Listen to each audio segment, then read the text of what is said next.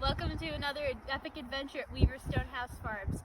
And today we are going to go ahead and tell you how we've been wintering our cows to help us improve our soil health and improve a section of pasture that didn't really have good grass. So what we do, as you can see, there's hay all around us. We do clusters where we feed a round bale to our cows, and then we let them go, and then we put a round bale next to it, and we just keep doing that till we cover an area. So we have organic matter from the hay, and then we have the organic matter from the manure, thus boosting your soil health. You get more topsoil. It's very nutrient dense. It's really good. And it's a very easy way to improve your soil health overall. Now, you can go ahead, you can add other things. You can add additional minerals if you're lacking. Lime, like for us, lime is one of our biggest problems. Yeah. Okay, so this spring, what will you do with this? This spring, what we'll do with it is we'll go ahead and we'll take our garden tiller, we'll pull this up. So it's the tiller that goes on the back end of the tractor. It only cuts in like, what do you girls say, about 3-4 inches at the most? It doesn't cut deep. It's not a deep till. So what it'll allow us to do is grind all this stuff on the top in with some of that topsoil. And to mix it all in so that we can plant grass seed over it and it will grow beautifully. We've done this with previous sections over on the other sides of our fields, along with chickens and raising meat broilers, so meat birds, which has definitely helped as well. So that's how we're using our cows to improve our soil health. Take a look at the cows, Mama. Happy cows. Happy cows.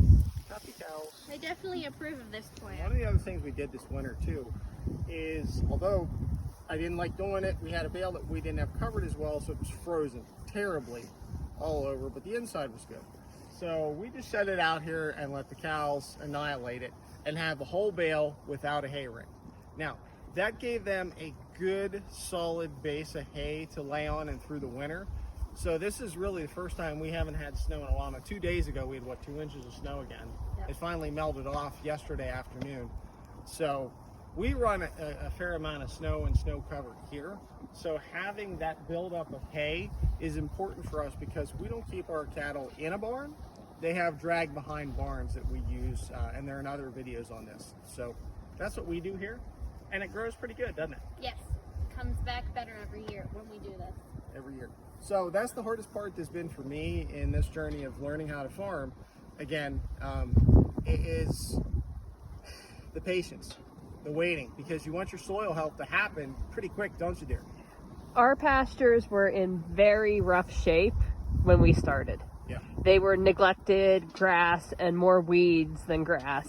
Yeah. And we didn't have the money to do anything. Reseed and fertilize and do all that. And so what we read was just keep grazing it and keep cutting it.